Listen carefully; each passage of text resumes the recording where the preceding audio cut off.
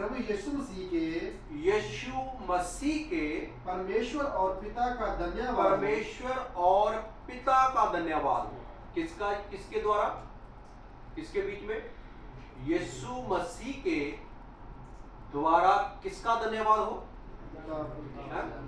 पिता ने किसको भेजा? यीशु मसीह को। और उसे हम मुबारक कहते हैं कि उसने अपनी दया के अनुसार, दया किसने की? बाप ने, खुदा ने, परमेश्वर ने।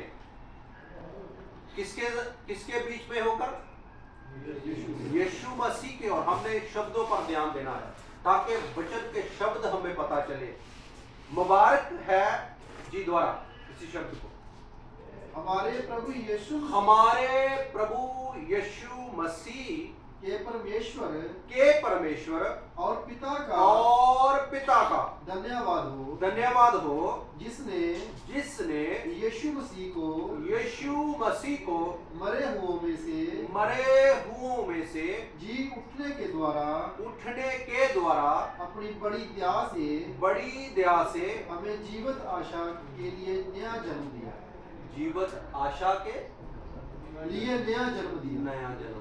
हालेलुया। किसके द्वारा हमें आशा मिली है? यीशु मसीह के द्वारा। आशा क्या है? अब हम जैसे काम करते हैं तो हमें लास्ट मंथ में जो कंपनी मुझे पता है कि मंथ में हमें एक आशा होती है कि हमें क्या मिलेगी? सैलरी मिलेगी, है ना? हालेलुया। और नया जन्म पाए लोगों के लिए क्या आशा है? कि हम सुदीपक जीवन में जाएंगे। हालेलुया, यही आशा है। हम परमेश्वर के साथ राज्य करेंगे। वो आशा हमें किसने दिलाई है? प्रभु यीशु मसीह। वो आशा अदन की वाटिका में टूट गई थी। वो जब इंसान ने पाप किया, जब उस आदम ने, जिसको खुदा ने अपने स्वरूप पर बना दिया, जिस खुदा ने इंसान को अपने जैसा कर दिया कि वो दूसरा खुदा इस धरती पर उत्पन्न कर दिया परमेश्वर ने। हालेलुया। अजीब बात होगी ना आपके लिए। इसने सुना है हम इस धरती पर दूसरे खुदा है। क्या है जी? दूसरे खुदा है। थोड़ा सा इसको बैक लेकर जाते ताकि आपको अच्छी तरह इस चीज को समझ आए कि मैंने ये शब्द क्यों लिया है और क्यों वचन से साबित हम करेंगे। वचन के बाहर हम कुछ भी नहीं जाएंगे क्योंकि आप जानने वाले लोग हैं और परमेश्वर के वचन को पढ़ने वाले लोग हैं। हालेलुया। हम परमेश्वर ने इंसान को कैसे बनाया? पढ़ा आप सबने? क्या पढ़ा? अपना स्वरूप और अपने श्वास दे दिए। अब जब सांस चलेंगे परमेश्वर के और उसका स्वरूप उसके अंदर चल गया तो वो कैसा हो गया? खुदा जैसा हो गया। हालेलुया। खुदा ने किया ना, खुदा ने दिया ना, सांस भी खुदा ने दिए और बनाया भी, अपना स्वरूप भी खुदा ने दिया, है ना? वो बोलता है कि मैं अपना स्वरूप उसे दिया और वो खुदा जैसा हो गया। हालेलुया। अब यही क्योंकि शैतान की सबसे जो इंसान प्रति नफरत थी यही थी। ठीक है, मेरे लिए एक परमेश्वर ऊपर है, दूसरा यहां धरती पर बन गया, पर शैतान को चिढ़ क्यों आई? खुदा ने जो बरकत दी, क्या बरकत दी थी इंसान को? हाँ जी,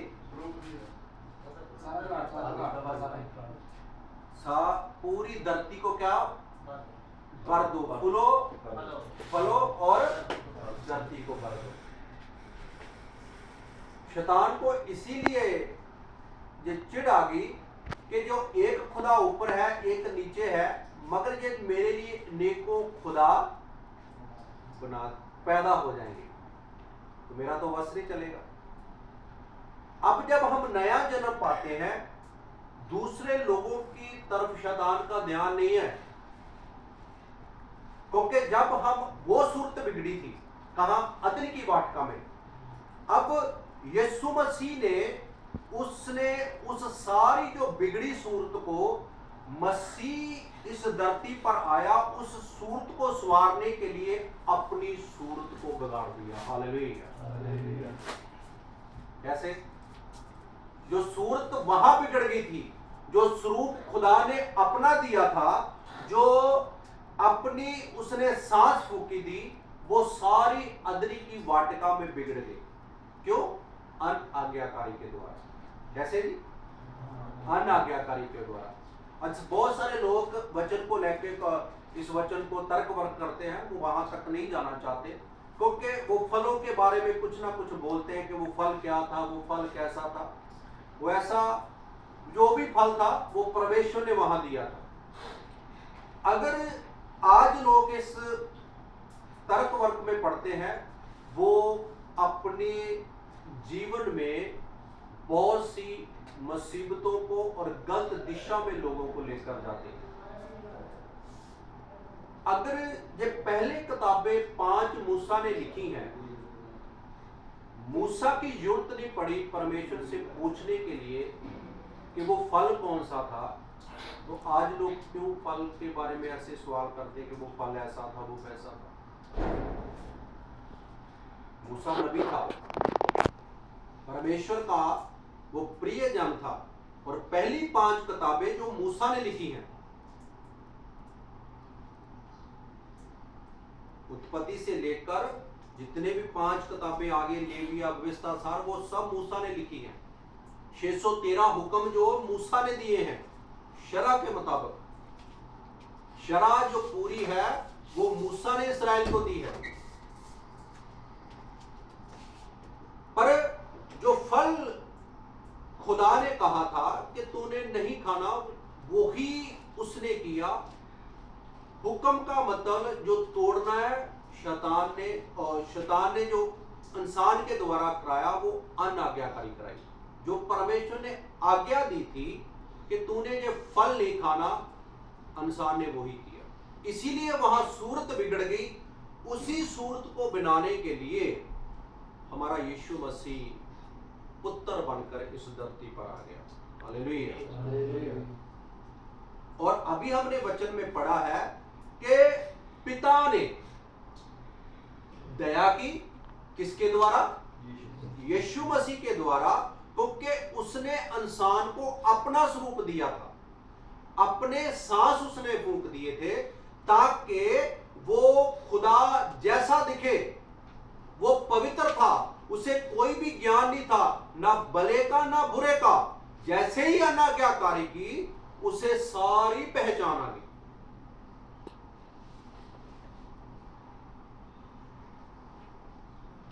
उसी सूरत को बनाने के लिए बाप ने अपने बेटे को भेज दिया, ताकि जो लोग यीशु मसीह में नया जन्म पाएंगे उन्हें वही आशा फिर से दोबारा मिल जाएगी। हालेलुया। वही फिर नया जन्म पाकर वो फिर एक उस मनुष्य को छोड़कर उस मनुष्य में चले जाएंगे। हालेलुया। मेरे प्रियो, मैं आपको बताना चाहता हूं, हम आज इस जगह पर ऐसे विराजमान नहीं हैं, क्योंकि हम जब पैदा भी नहीं हुए थे तब हम यीशु मसीह के साथ में थे। हालेलुया। हम उसके साथ सलीब पर थे, हम उसके साथ कब्र में थे, हम उसके साथ जी उठे थे, क्योंकि पहले आदम से क्या आया? पाप आया। तो पहले आदम के अंदर कौन थे? मैं और आप। हालेलुया। पहले आदम के द्वारा हम उनके अंदर थे, उस आदम के अंदर कौन थे? हम थे। जो आदम था वो रिजनल कॉपी है। जैसे हम फोटो सेट कराते हैं ना, एक कॉपी से कितनी फोटो निकल जाती है, जितनी मर्जी निकाल लो, है ना। तो उस आदम से हम निकले हैं। तो जैसे आदम ने पाप किया तो हमने भी पाप कर दिया, हम भी उस आशा से दूर चले गए। मगर जैसे ही उस आदमी से खुदा ने इतना प्रेम किया, उस प्रेम की वजह से हमें यीशु मसीह के द्वारा एक बड़ी आशा दे दी। आशा किनको मिली है? किनके पास आशा है? क्या पढ़ा हमने? जो नए जन्म पाए हुए। हालेलुया।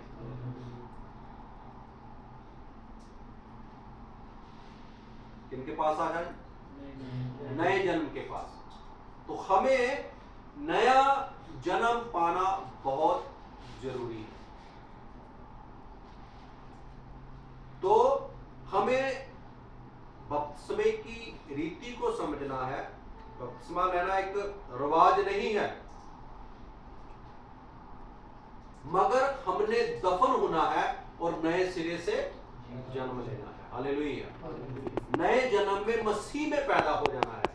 तो जो मसीह में पैदा हो जाते हैं उनके पास एक बड़ी आशा है।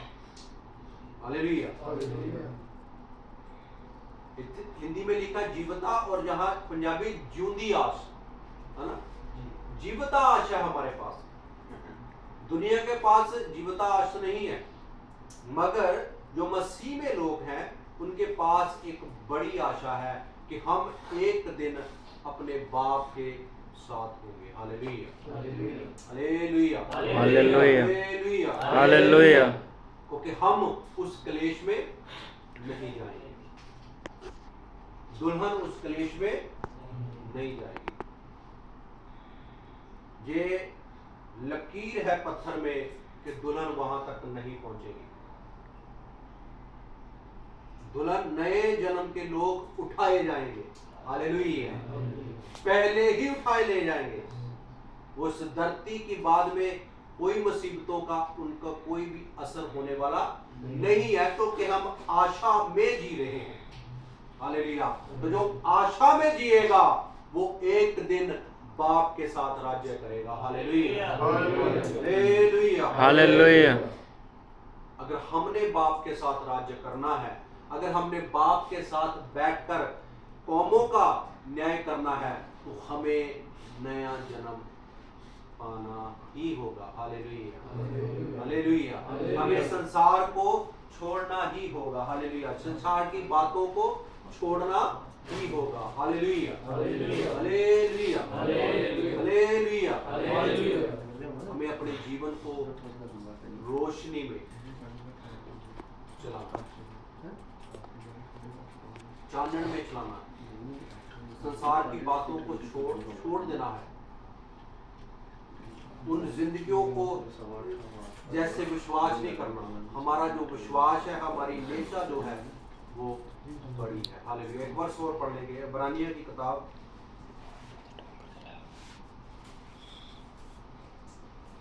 उसका 11। अब विश्वास आशा की हुई वस्तुओं का निश्चय और अनदेखी वस्तुओं का प्रमाण है। हालेलुया। पंजाबी जी पढ़ते हैं, बड़ी जबरदस्त आयत है। और विश्वास आस कीतियां हुई गल्लां दा पक्का भरोसा ਅਤੇ अनदेखियां वस्तुओं का सबूत है। हालेलुया। यीशु मसीह को किसी ने नहीं देखा, है ना। देखा? नहीं देखा। हमने अनडिठा विश्वास फेथ किया है कि हमारा प्रभु हमारे लिए मारा गया, गाड़ा गया और तीसरे दिन नया जन्म पाए हुए लोगों पर यही एक आशा है। हमने उन वचनों पर बिना देखे विश्वास किया है कि सचमुच हमारा यीशु मारा गया। तो कैसे गया? हमारे अंदर विश्वास पैदा हुआ। जब हम रोमियो में पढ़ते हैं, विश्वास कैसे उत्पन्न होता है? सुनने से,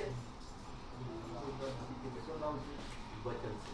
हालेलुया। हम आज वचन को सुन रहे हैं तो विश्वास हमारे जीवन में पैदा होना चाहिए, और लिखा है वो एक पक्का भरोसा है। हालेलुया। तो पक्का भरोसा क्या है? अनडिठी वस्तुओं की सबूत है ये। हालेलुया। तो अनडिठा क्या है? कि हम देखा नहीं, यीशु मसीह को देखा नहीं, पर हमने वचन पर विश्वास किया है कि हमें यीशु मसीह के द्वारा एक बड़ी आशा हमारे बाप ने दी। हालेलुया। वो आशा क्या है? कि हमने यीशु मसीह में आकर नया जन्म पा लिया। हालेलुया। संसार नया जन्म में नहीं जी रहे, मगर मसीह लोग नए जन्म में जी रहे। तो नए जन्म में जीकर हम अपने जीवन को आगे बढ़ाना है, संसार की बातों को छोड़ना है। संसार की जो बातें हमें बार बार निराशा आती है, उसे छोड़ देना है। अपनी उन बातों को छोड़ देना है जो दुनिया में चल रही है। आज आप देख रहे हैं कौम कौम के ऊपर है, राज्य राज्य के ऊपर चढ़ रहा है, देश देश के ऊपर है। क्यों? क्योंकि वो अपना राज स्थापित करना चाहते हैं, मगर ये सब कुछ नाश हो जाएगा। सिर्फ एक ही राज्य रहेगा, वो है यीशु मसीह का। Hallelujah. Hallelujah. Hallelujah. Hallelujah. Hallelujah. हमें उस आशा में जीना है। जब हम उस आशा में जिएंगे तो हमें उस विश्वास से हम उठाए जाएंगे, जिस विश्वास से यीशु मसीह हमें लेने के लिए आ रहा है। हालेलुया। यीशु मसीह भी हमें विश्वास से लेने के लिए आ रहा है कि मेरे लोग उस आशा में जी रहे हैं। हालेलुया। दुल्हन का स्वर्ग भी इंतजार कर रहा है। हालेलुया। इतनी बड़ी बात है, कोई हमारा इंतजार कर रहा है। दुनिया का इंतजार खत्म हो जाता है। आदमी जब मर जाता है, बाकी लोगों की आस खत्म हो जाती है कि दोबारा नहीं आएगा, मगर जो दुल्हन में चले जाएंगे उनके स्वर्ग भी इंतजार कर रहा है, और यीशु मसीह लेने के लिए भी इंतजार कर रहा है कि मैं अपनी दुल्हन को साथ लेकर जाऊंगा, जो नया जन्म पाए हुए लोग हैं। हालेलुया। तो मेरे प्रियो, हम जहां भी रहते हैं, हम इस देश में हैं, हम पंजाब में हैं, हम भारत में हैं, हम किसी के देश में कोने में भी हैं, हमें एक ही हमारे पास आशा है कि हम नया जन्म पाए हुए लोग, तो हम उसी नए जन्म में जीना। काम हम करते हैं, हम कंपनियों में काम करते हैं, बाहर काम करते हैं, मगर हमें जीना मसीह के अंदर है। हालेलुया। जब मसीह के अंदर जियोगे तो हमें उस आशा की पहचान होती रहेगी। फिर दुनिया की बातें हमारे अंदर नहीं आ सकती, हमारे अंदर वो बातें कभी हमें झुका नहीं सकती, क्योंकि हम एक बड़ी आशा में जिए। हालेलुया। हालेलुया। हालेलुया। हालेलुया। हमें अपने जीवन में निर्णय लेना है कि मैं अब नए जन्म में चलूंगा, अब मैं नए सिरे से जन्म लूंगा, ताकि मैं परमेश्वर के साथ जी सकूं। पुरानी बातों को बीत गए, वो चली गई हैं। अब हम यीशु मसीह में क्या है जी? नई सृष्टि है। तो जो नई सृष्टि है उनके अंदर भी नई बातें होगी, पुरानी बातें बीत गई हैं। हालेलुया। हमारे अंदर फिर वो गाली गलौच नहीं होगा, हमारे फिर अंदर वो निंदा नहीं होगी, हमारे अंदर वो फिर नशे नहीं होंगे, फिर हम सीधी चाल चलेंगे जो यीशु मसीह कहता है। हालेलुया। आइए सब अपनी आंखों को बंद करेंगे।